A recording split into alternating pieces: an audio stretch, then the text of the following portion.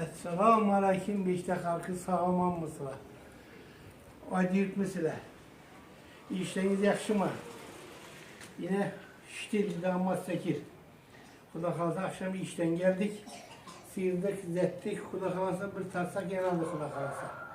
Az bir yakıpan bir görüyezi, ondan için devam ettirelim günümüzü. Abone olup, like basınla, patpis yapıp kılınla. Alpar bu ağa, ben söyleyip oturamam ağa, üçünceli patpisçilerim var beni.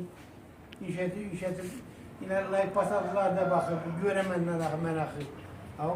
Selam etmeyin ya, yine benim üçünceliğini de tutarım. Bismillahirrahmanirrahim. Bismillahirrahmanirrahim. Yapacağım ya.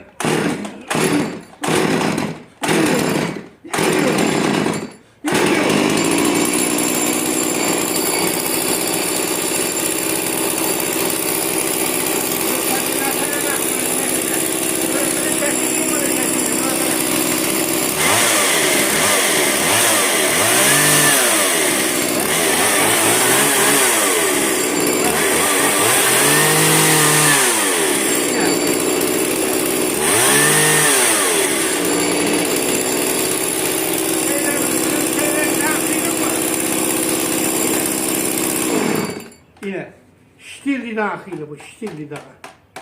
Yine ben bile yakıştır dışarıda bu. Like basınlar, abone olunlar, dostlara tarikatın. İş olsa müracaat kılın. Dostlar. Ecevbeti bize süperemiz nasıl.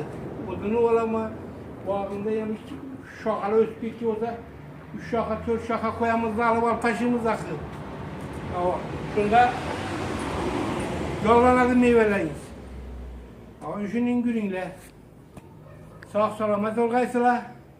Gülüp oynayabilirsiniz, like basınlar, dostlara tarikatın. Abone olun akı. Ben söyleyi bilmem akı şunda. Beni falancalı abone olsun bu arada bakın. Son vaktinde like'an basmışlar, abone olmuşlar akı. Yine görün akı bu şişleri, görün akı bunu. Şiştir de akıydı bu. Yine.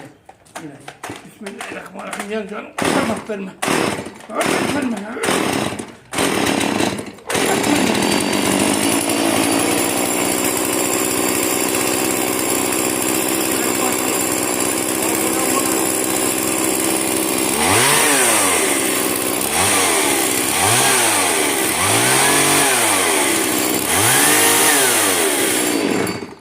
Şu yanga vaktinde bağırdığın yaşar giteverdi yaşarım.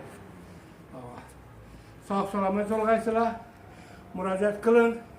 Like basın. Abone olun. Dostlara tarikatın.